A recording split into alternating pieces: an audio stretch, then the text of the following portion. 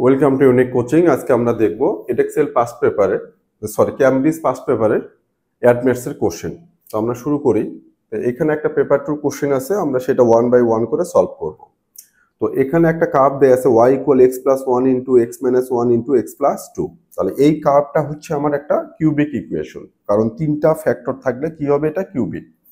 তো এই কিউবিকের কার্ভটা আমার এখানে দেয়া আছে, এটাকে সলভ করে গ্রাফিক্যালি এটা দেওয়া আছে। কোনটা দেওয়া আছে? এইটা। এখন বলছে যে এই গ্রাফটা থেকে আমি কি সলভ করব। এখানে বলা আছে x + 1 x - 1 and x + 2, এটা মানে কি y, সেটা কি লেস দেন 1। তাহলে আমি এখানে কি করতেছি যে x প্লাস, এটা আমার দেয়া আছে x + 1 x - 1 এন্ড আরেকটা কি x - 2, এটা কি y ইকুয়াল। এখন আমি এটা y না দিয়ে আমি কি করব, এটা কি বলছে লেস দেন 1, এই ভ্যালুটা কি লেস দেন 1 আমার এখানে দেয়া আছে ইনইকুয়ালিটিসে। তাহলে এখানে আমি এই ভ্যালুটার জন্য রিপ্লেসমেন্টটা কি নেব, y, কারণ এটা ইকুয়াল y, এই যে এখানে আমাদের দেয়া আছে। তাহলে এটা রিপ্লেসমেন্ট কি নেব, y। তাহলে y লেস দেন কত, 1, y লেস দেন 1। তাহলে এখানে আমি এই যে y ইকুয়াল 1, এটা একটা ডটেড লাইন দেব। এই লাইনটা কি হবে, ডটেড, সলিড হবে না। কেন সলিড হবে না? যদি এখানে লেস দেন অর ইকুয়াল থাকতো তাহলে আমার এটা সলিড লাইন হতো। তাহলে এই লাইনটা কি, যে y, এখানে ফার্স্ট আমি এটাই লিখি যে এটা y ইকুয়াল 1, কিন্তু আমার কোশ্চেনটা বলছে y লেস দেন কি 1, মানে কি এখান থেকে এই দিকে আসবে y লেস দেন 1। তো এটা হচ্ছে y ইকুয়াল 1, লেস দেন 1 মানে কি হবে, ডাউনওয়ার্ডস। তাহলে আমার এই কার্ভের আনসারটা কি হবে, তাহলে x এর ভ্যালুটা কি হবে। তাহলে এই যে এখানে x এর ভ্যালু কত, এইখানে আরেকটা কোথায় ইন্টারসেক্ট করছে, এই লাইনটার সাথে কার্ভটা এখানে ইন্টারসেক্ট করছে। এই লাইনের সাথে এই কার্ভটা আবার কোথায় ইন্টারসেক্ট করছে, এই ইন্টারসেক্টটা। তাহলে এই কার্ভের আমি কি x এর কোন ভ্যালুটা নেব, ফার্স্ট এখান থেকে এই দিকে যত যাবে কি হবে, লেফটের দিকে বাড়তে থাকবে। তাহলে এখানে x এর ভ্যালুটা কত, এখানে x এর ভ্যালুটা হচ্ছে 0.8 - 0.8। তাহলে আমার x কি হবে, লেস দেন -0.8। এই যে এই পয়েন্টটা -0.8, এখান থেকে x কি হবে, ছোট হবে, কারণ এই কার্ভটা এইদিকে যাচ্ছে।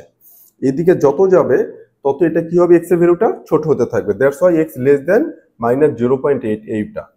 আর এইখানে কি হচ্ছে, এখানে আর এখানে, তাহলে কার্ভের x এর ভ্যালুটা কি হবে, এই যে এইটুকুতে যে x এর ভ্যালু হবে সেটা।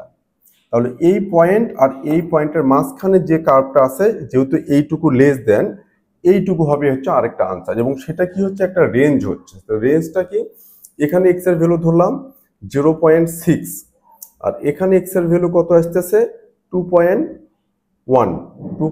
তাহলে এখানে x এর ভ্যালু কত আসতেছে, একটা আসতেছে 0.6, আরেকটা আসতেছে 2.1। এখন x এর ভ্যালু কি হবে, 0.6 এর থেকে বড় হবে আর 2.1 থেকে ছোট। কারণ এখান থেকে আমার কার্ভ লাইনটা কি এইটুকু না, তাহলে এইটুকুতে কি হবে, x এর ভ্যালু এখান থেকে গ্রেটার হবে আর এখান থেকে লেস হবে।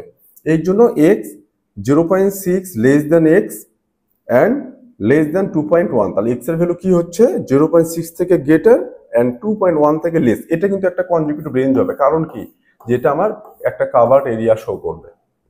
তাহলে আনসার হলো দুটো, একটাই কাভার্ড এরিয়া শো করার জন্য এখান থেকে এইটুকু একটা ভ্যালু, আর এখান থেকে লেস দেন এদিকে যেতে থাকবে, কারণ এটাই আপ টু -ইনফিনিটি।